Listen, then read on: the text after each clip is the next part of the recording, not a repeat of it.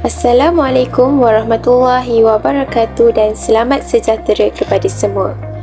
Di dalam video ini, saya akan menerangkan tentang aspirasi dan hala tuju pendidikan serta implikasinya terhadap guru berjiwa pendidik.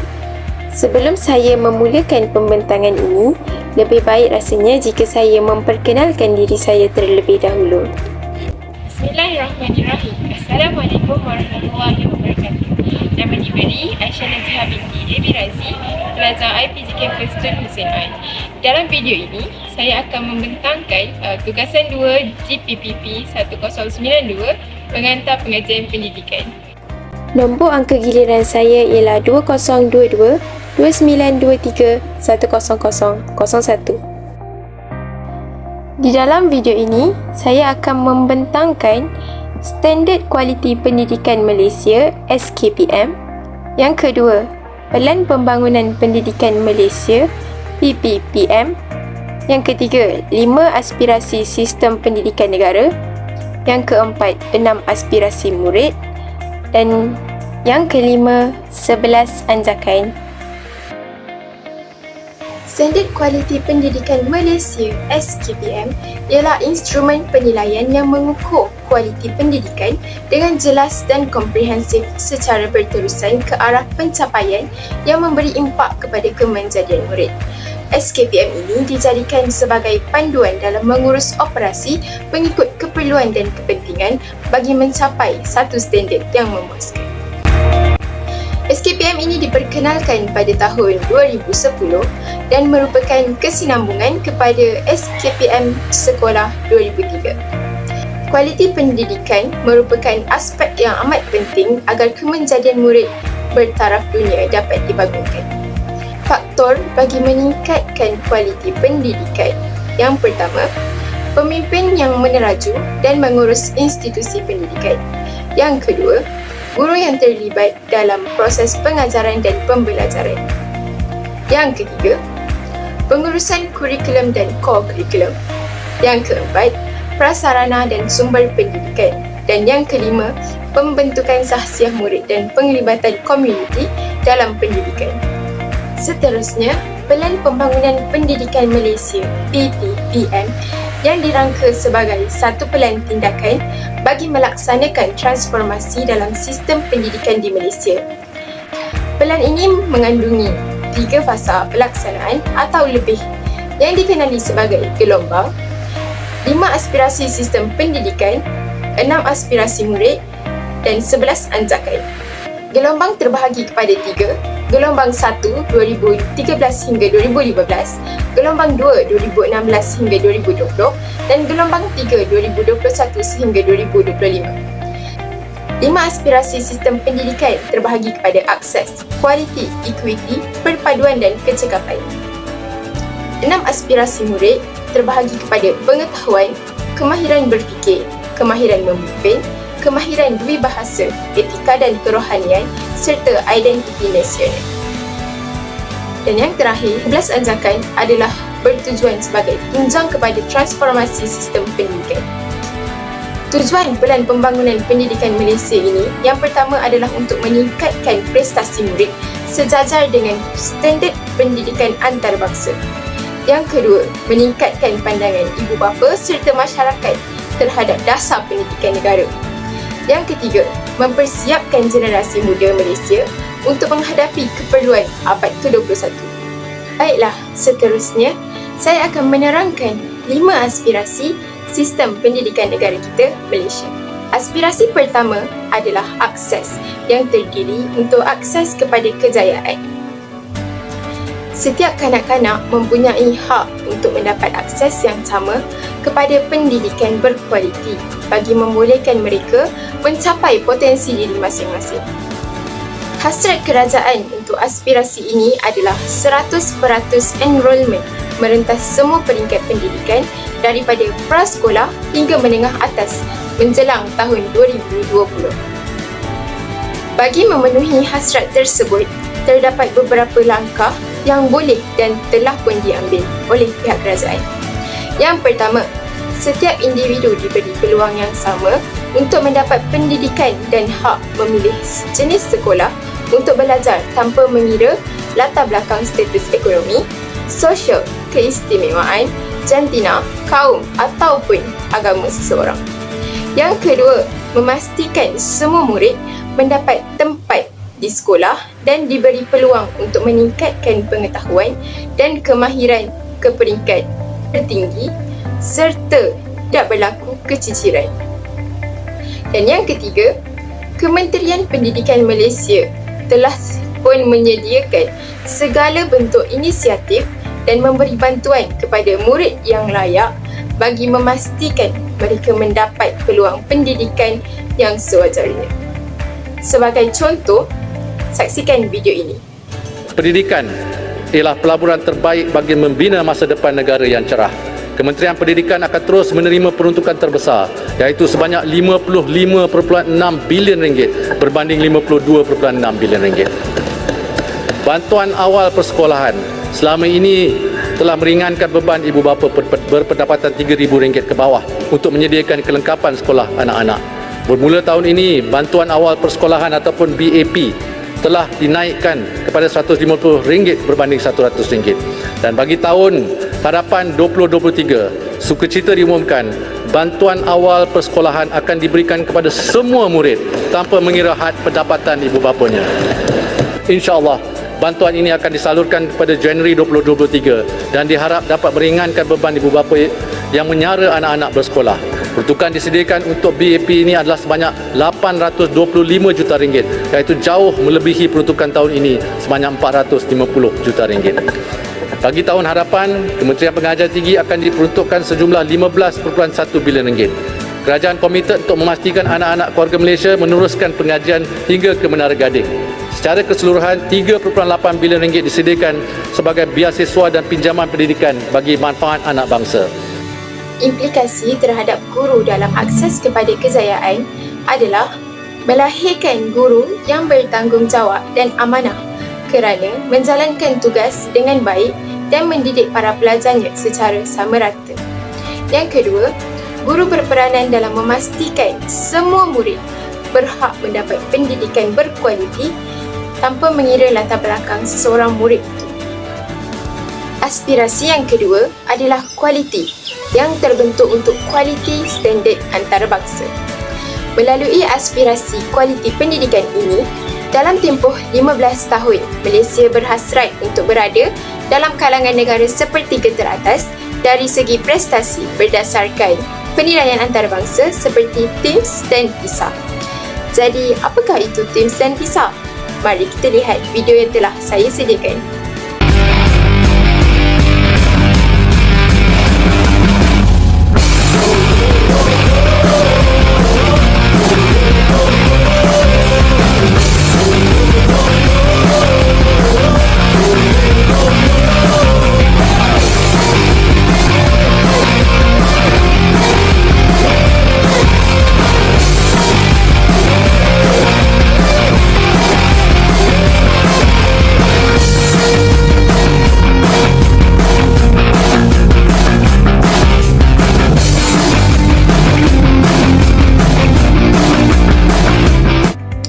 Jadi, kita telah pun mengetahui apakah itu TIMSS dan PISA. Kedua-dua pentaksiran ini telah menjadi pentaksiran antarabangsa sebagai satu instrumen perbandingan langsung kualiti keberhasilan pendidikan.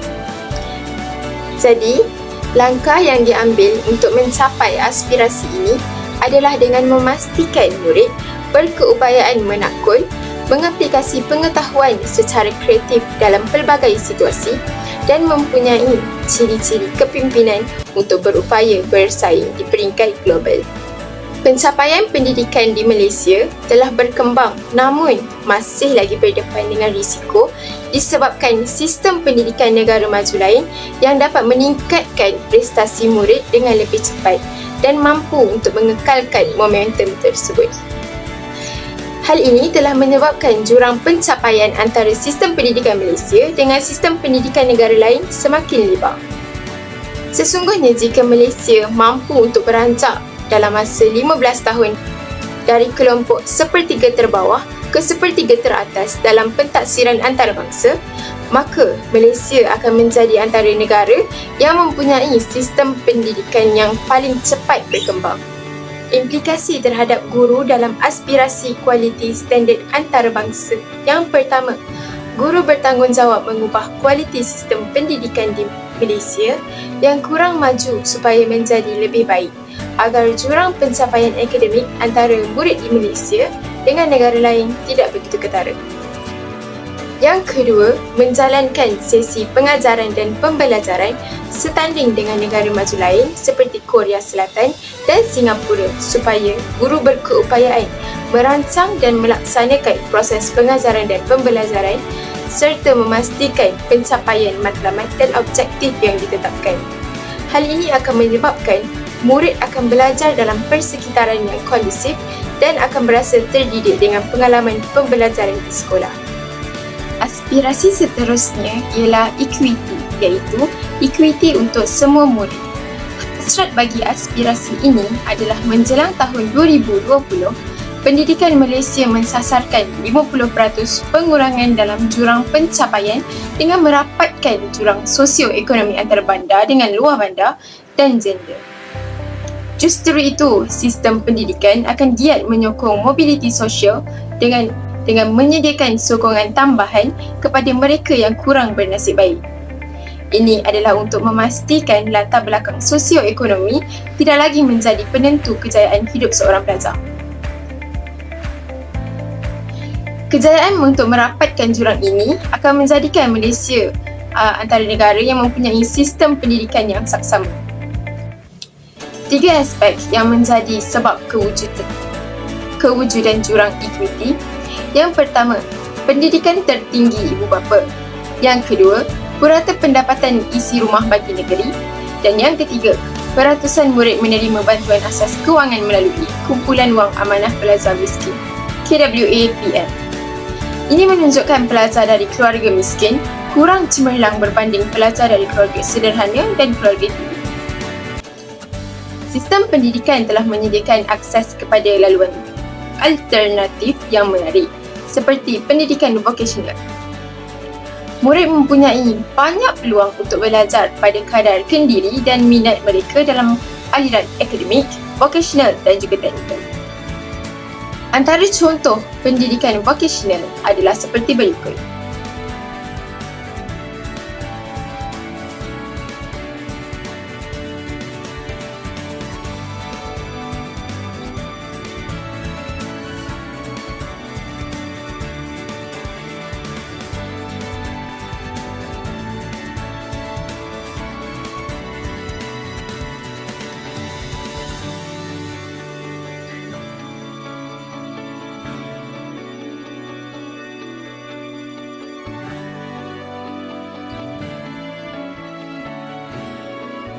Murid akan mempunyai pembelajaran yang kaya dari segi akademik dan bukan akademik supaya mereka boleh berjaya dalam kehidupan.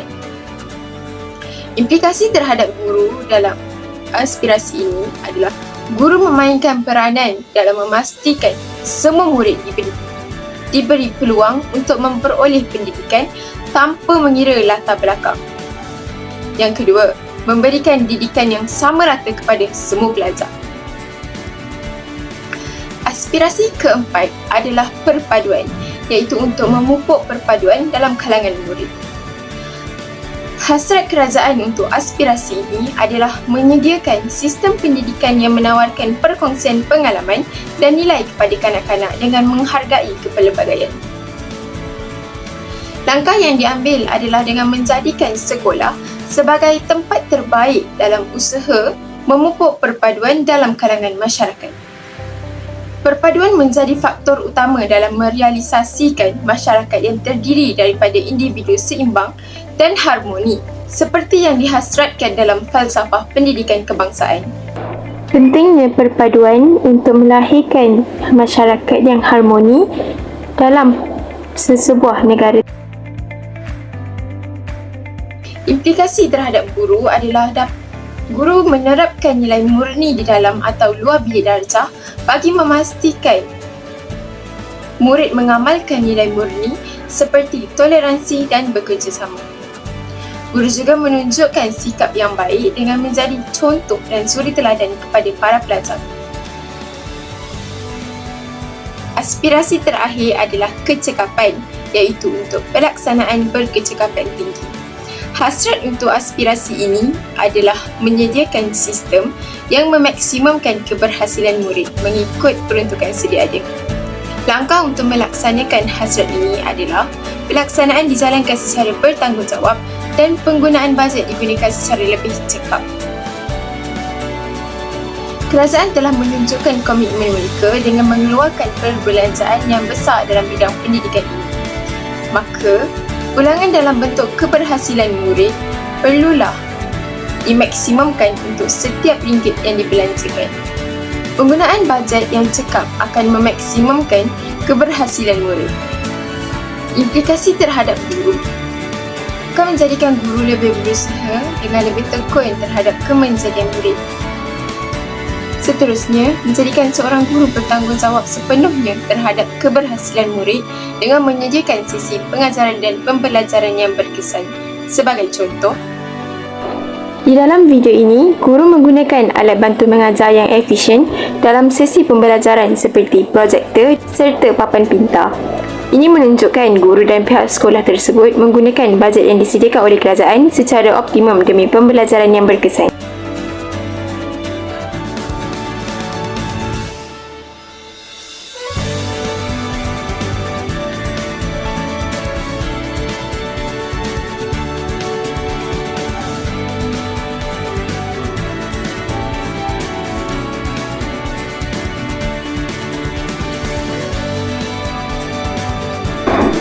Seterusnya, saya akan menerangkan 6 aspirasi murid.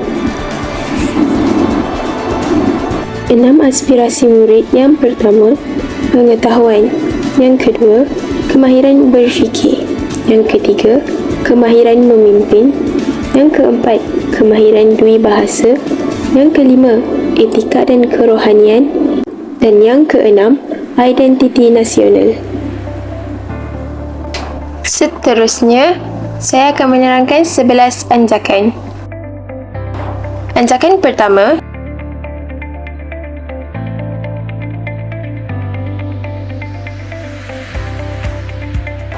anjakan kedua,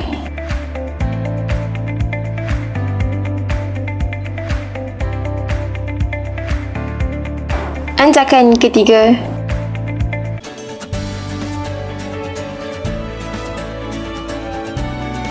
anjakan keempat,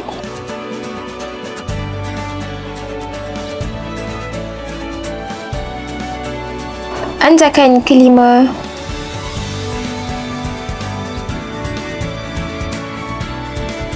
anjakan keenam,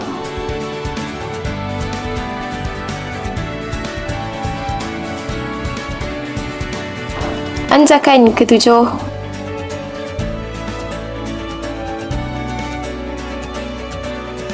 anjakan ke-8,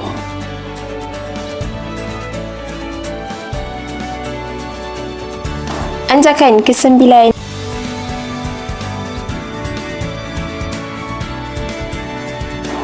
anjakan ke-10,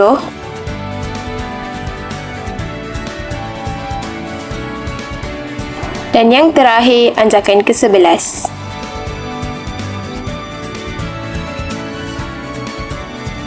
Kesimpulannya, guru memainkan peranan penting dalam menjayakan aspirasi sistem pendidikan ini dan guru juga berperanan dalam pembentukan sasiah murid.